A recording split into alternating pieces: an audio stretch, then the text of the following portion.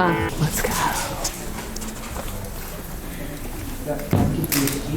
Now I invite Santosh Ji to the stage to introduce Dr. Anand Ramanan, the President of Shri Ramanashram.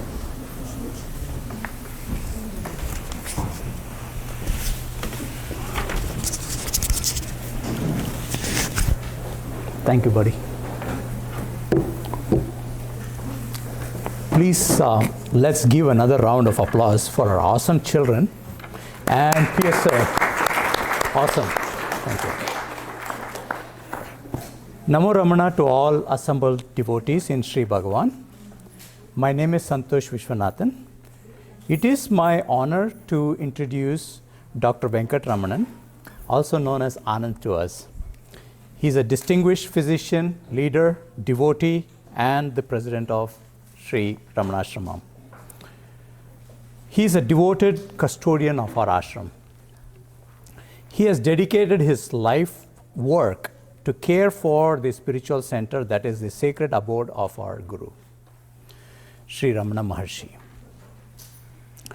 Dr. Anand has dedicated himself to preserving the sanctity of our ashram, its traditions, sharing Bhagavan's teaching, and enabling the wish of innumerous devotees, their sadhana, spiritual self-enquiry, and enlightenment grounded in Bhagavan's teaching and Advaita.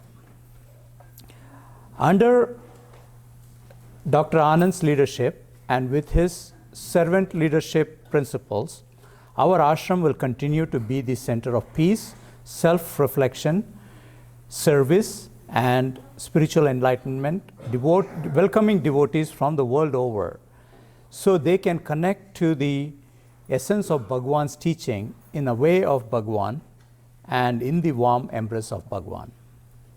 Today, as we gather here to celebrate Jayanthi, the birth anniversary of Bhagavan Sri Ramana, we are deeply grateful for Anand's presence amongst us. Please join me in welcoming Dr. Anand to share his thoughts, prayers, and blessings with us on this special occasion. Anand, thank you.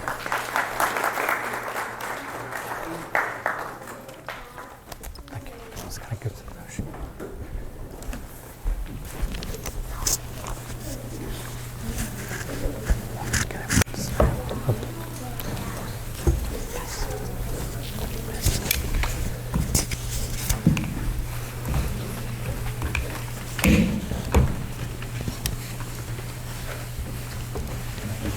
Yeah, can you a little bit closer? Yeah, taller.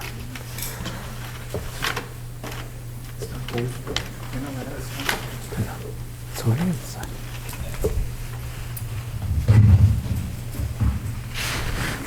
I think this should be that way. Yeah. This is loose. You take another stand.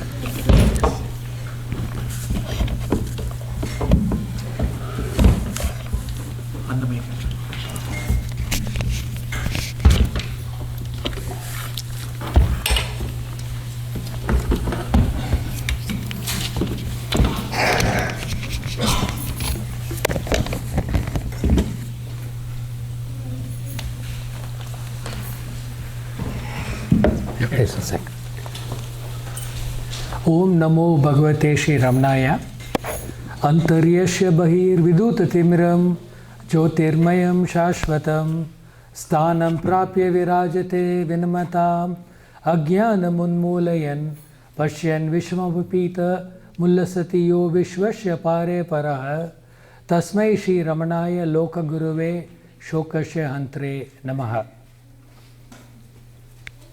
Friends and fellow Atmans on the glorious path, following the glorious march to self-realization, a warm welcome to all of you amidst this cold winter weather here. I want to start by thanking Santosh for a very warm welcome. I hope to live up to the words that he has expressed. And Dinubai truly brought out the essence that the devotee doesn't discover Bhagavan, it's the other way around. He handpicks the chosen mature devotees, the one in millions are chosen to come to his path on their march to self-realization. Truly, every incident that you mentioned proves that. It's not an accident. And I am privy to hearing daily such accounts from several thousands of devotees from over 140 countries. And this is the truth, not 1 ounce of exaggeration. And the beautiful children put us all in the spiritual mood today, and hats off to the wonderful teacher. And really, and it's thanks to PSG and thanks to all of you for spending the Sunday with us. Friends, having lived in the greater DMV area and attending the satsangs, I can truly affirm how much it has contributed to the spiritual growth that I, Nitya, and the children have been blessed. And truly we all hold each other's hands while we navigate the turbulence of the external world. And so how precious these meetings are, one realizes. And I would frankly say I do miss these satsangs, even though we are in the ashram. This is really a wonderful gathering of people. And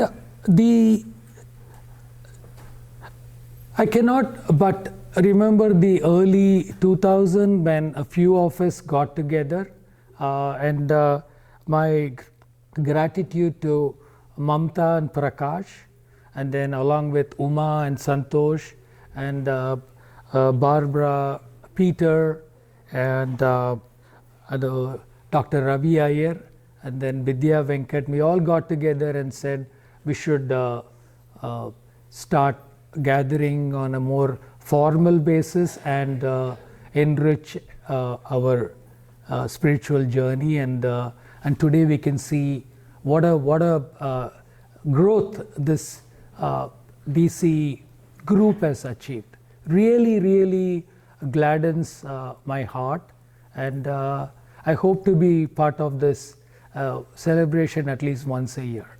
You know, so if we come to US, we'll definitely make it a point to be here with all of you. I want to also, I'm genuinely proud and see the flourishing of the group with the bi-monthly satsangs growing in strength. And also want to thank you all, the group, for the commendable support that you all individually afford to the ashram and to the ashram's US non-profit, the Sri Ramana Maharshi Heritage. And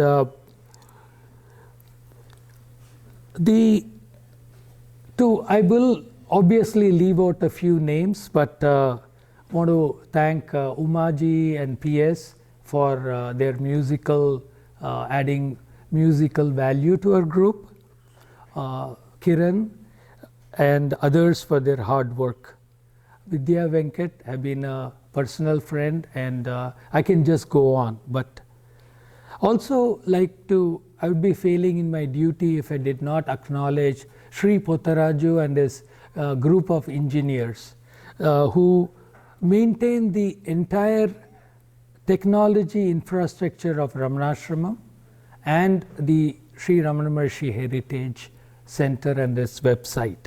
And I truly feel I can never express my gratitude. Lastly, a heartfelt thanks to Bhaskar for his remarkable leadership in launching the US bookstore of the Sri Ramana Maharshi Heritage. He's truly spearheading the move to bring Ramana literature to many homes. And Bhaskar told me there are 40 titles available under the SRMH website in English, Spanish, Tamil, Telugu, Hindi and Gujarati. And his management in the SRMH YouTube channel has created valuable video repository for devotees to watch, and hopefully this will also appear on them. And thanks to all of you for starting the North America Children's Virtual Camp, which has been a great success, and it will only continue to grow and become an annual event. Friends, I want to report to you that Sri Ramanashram is thriving and continues to grow in strength. We are implementing new software systems, upgrading the whole cooking system where 60 to 70% of food is cooked with biogas, what Bhagavan would want us to do. We have implemented solar panels where over half the ashram's energy would come from the Surya Bhagavan's grace. We have ESG where the wastewater is recycled and it's nourishing the trees on the glorious Arunachala hill. We have taken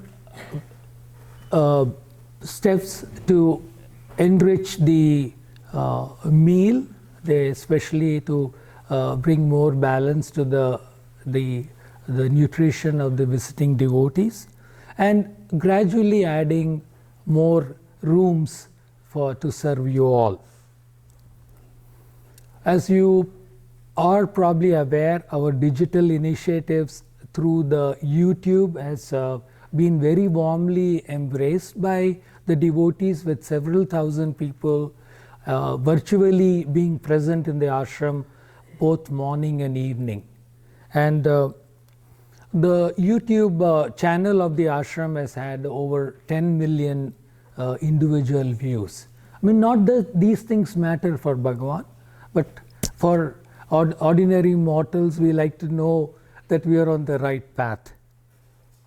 The mountain path, as you know, which was in print order, has been moved to a digital format.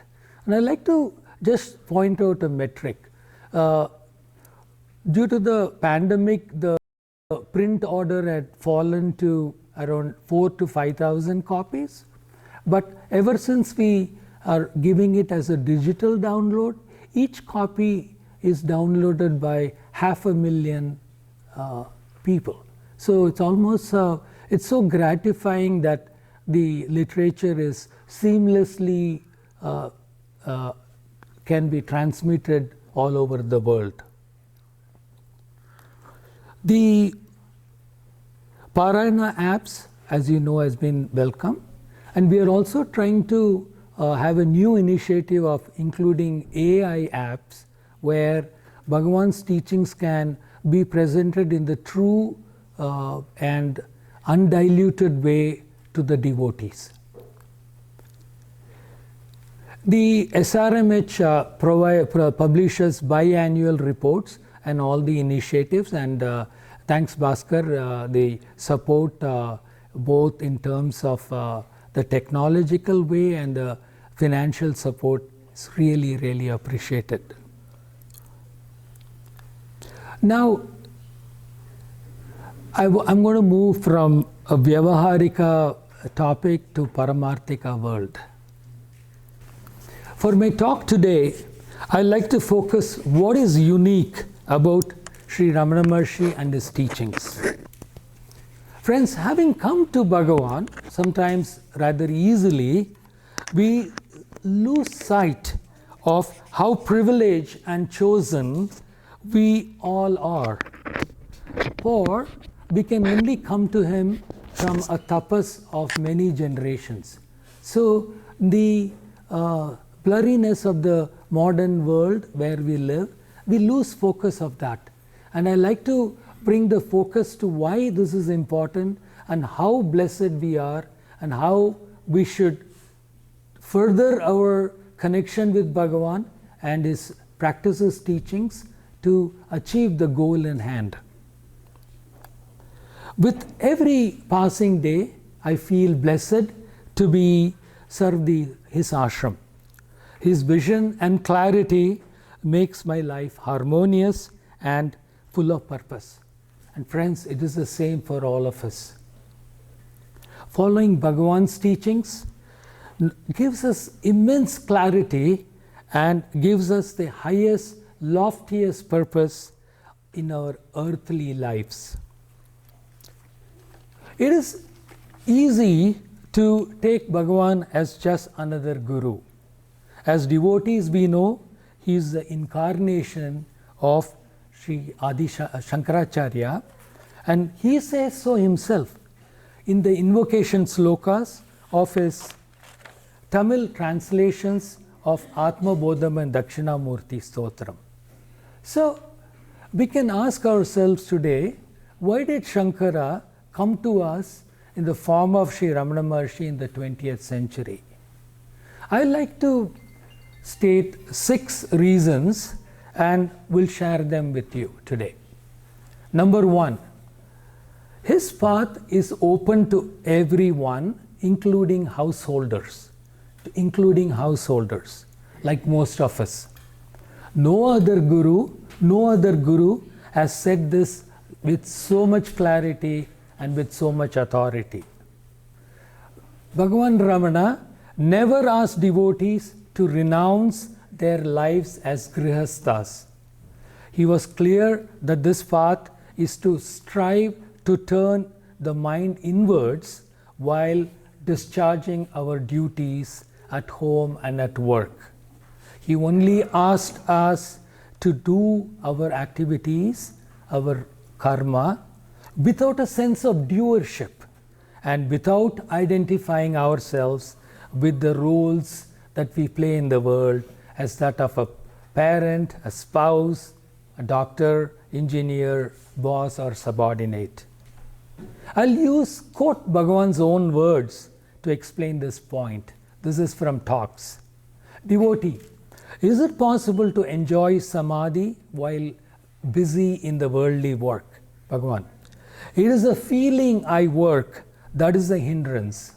Ask yourself who works. Remember who you are. Then the work will not bind you.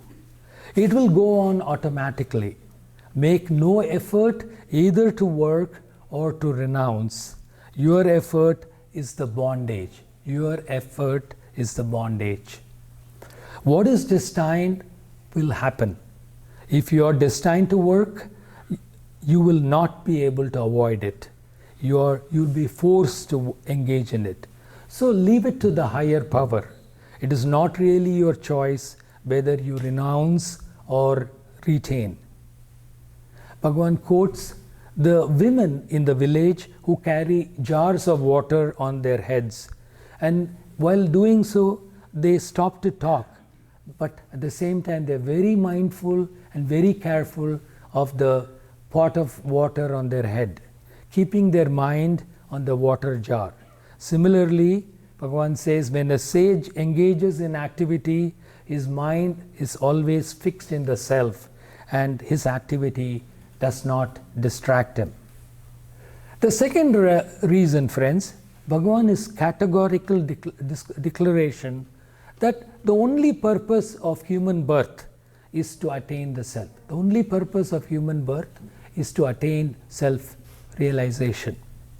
Other teachers can put us on other paths, can bring us to the goal, but only Bhagavan can purely take us to the final glorious path of self-realization.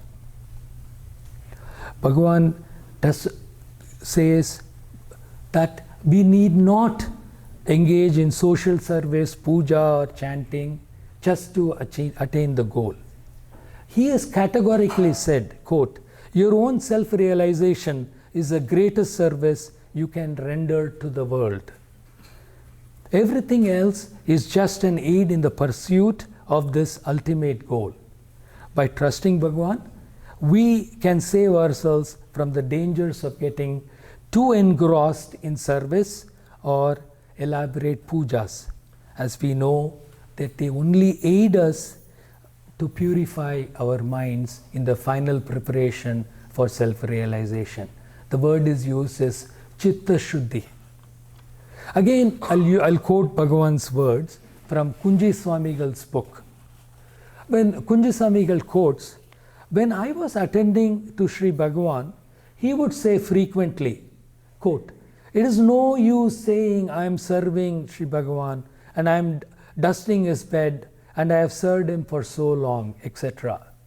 Besides service, one should follow the path shown by the Guru. The greatest service to the Guru is to be engaged in self-enquiry and meditation in all sincerity."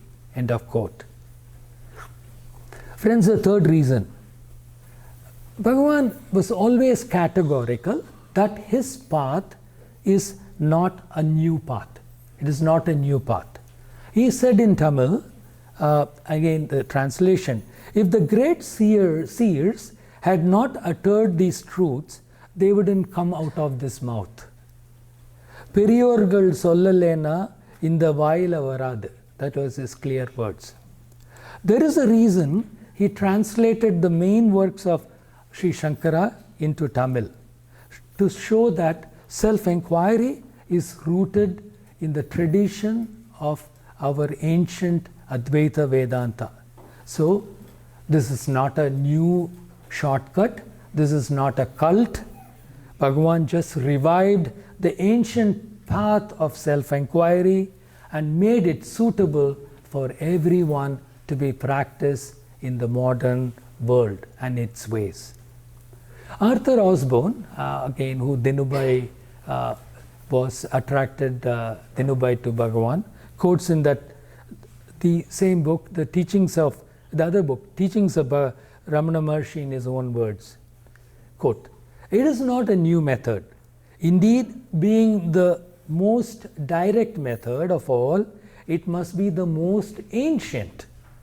However, in ancient times, it had been a path reserved for the heroic few who could strive in solitude, withdrawn from the world in constant meditation. In recent times, as it might be expected, it has become increasingly rare.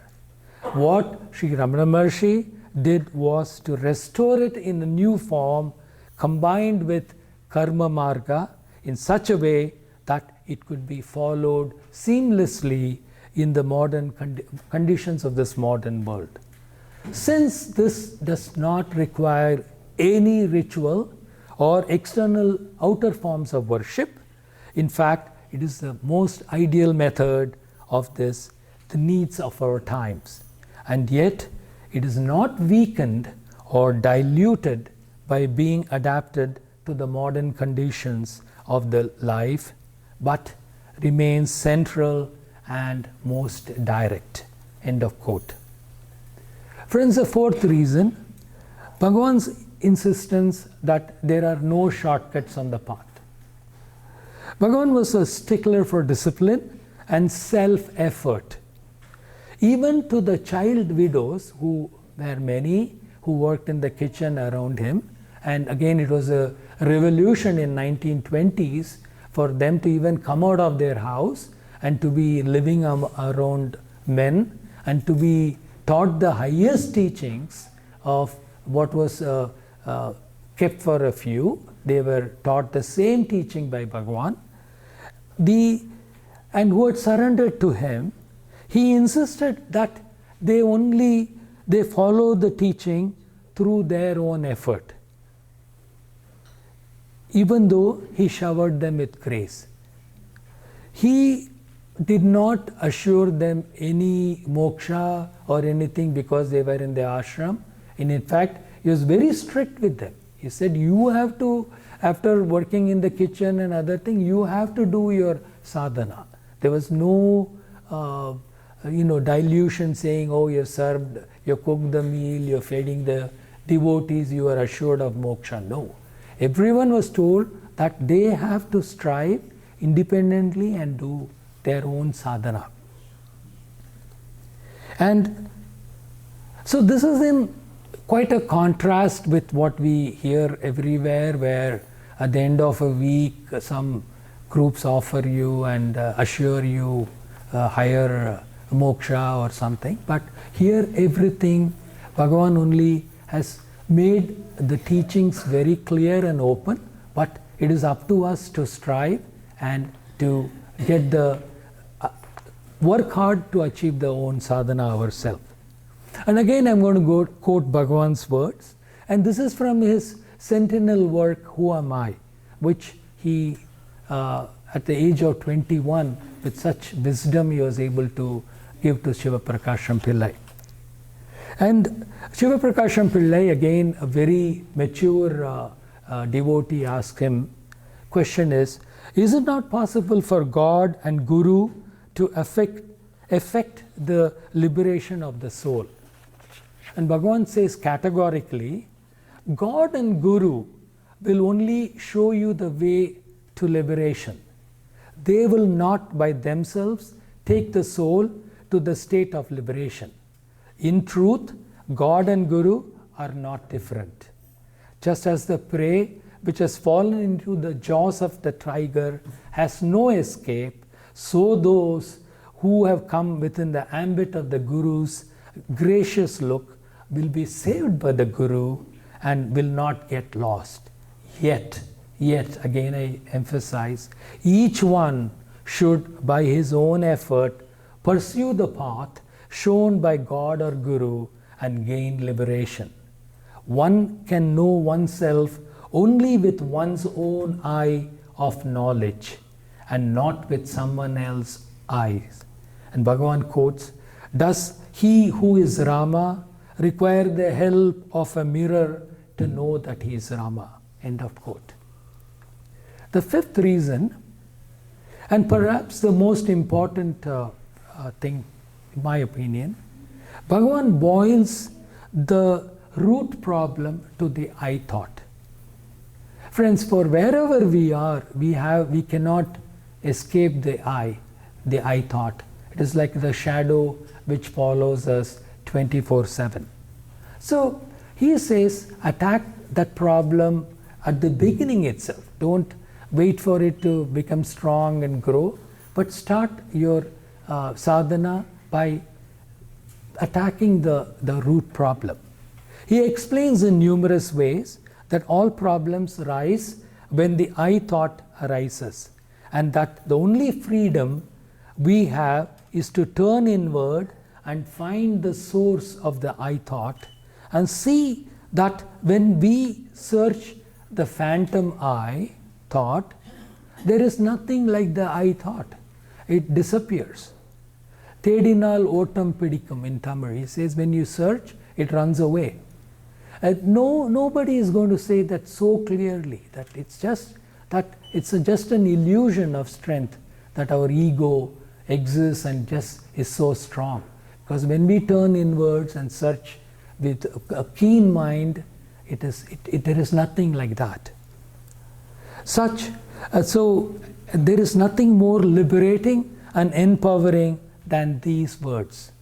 In the verse 25 of his word Ulladanarpadu or Saddarshan, Bhagavan says that the ego, holding a form, it rises, holding a form, it stays. Holding and feeding on a form, it thrives. Leaving one form, it takes hold of another. When sought, it takes to flight. Such is the ego ghost with no form of its own. In another book, Day by Day, he says, it does not really rest with a man whether he goes to this place or that, or whether he gives up his duties or not. All that happens according to destiny. All the activities the body has to go through are determined when it first comes into existence. It does not rest with you to accept it or reject it. The only freedom you have is to turn inwards and renounce activities inside there.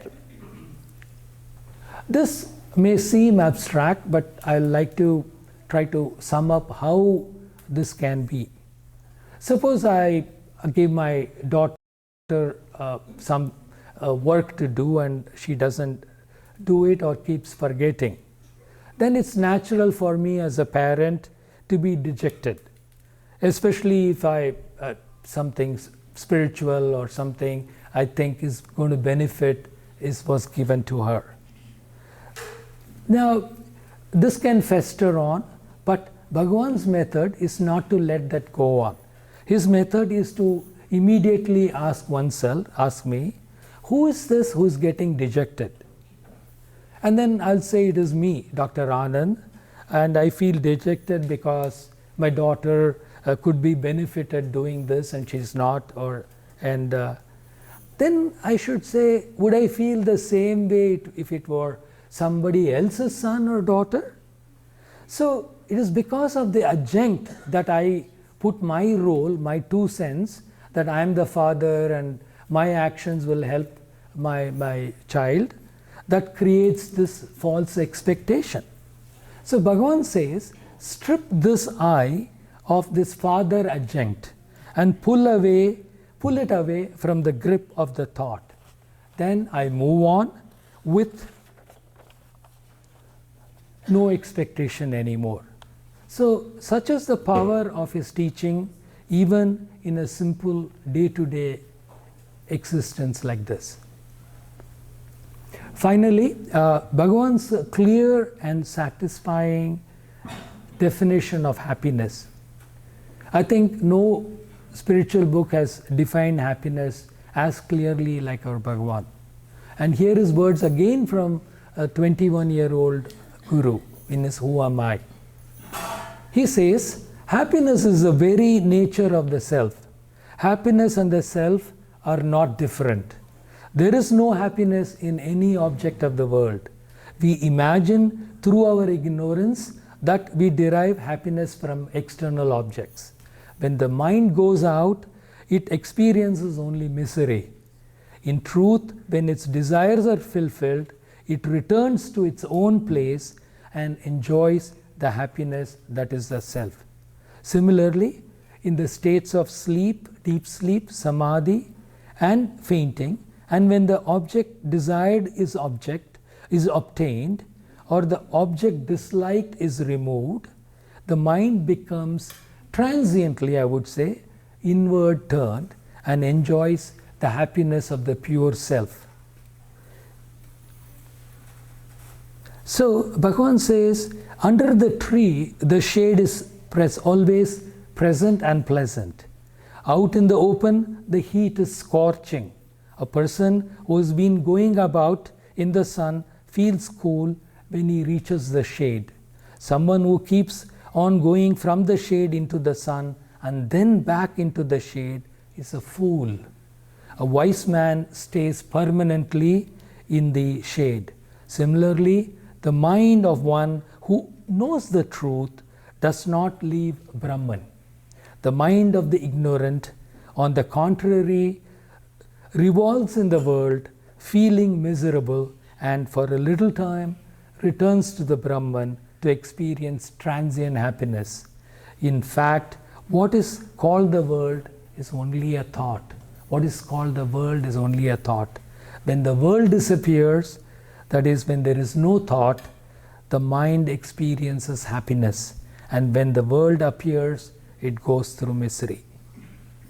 So friends, if we put this to practice, that is, turned our minds inwards repeatedly each time, knowing that all joy comes from within and there is no lasting unalloyed joy in the external world, we are sure to reach the source of the I thought and in waiting for us in our spiritual heart center or the Hridayam. This gives us a sense of fullness and complete contentment. There is nothing more to seek. The journey has ended and we have truly come home. The means becomes the end. I hope I've been able to share some of the greatness of our Guru with all of you. Bhagavan's presence and guidance can be experienced even now, just as he was physically present. On this Jayanti celebration day, let us all turn to him with sincere aspiration and longing and try our best to follow his teachings. We are bound to feel his grace. There is no doubt about this.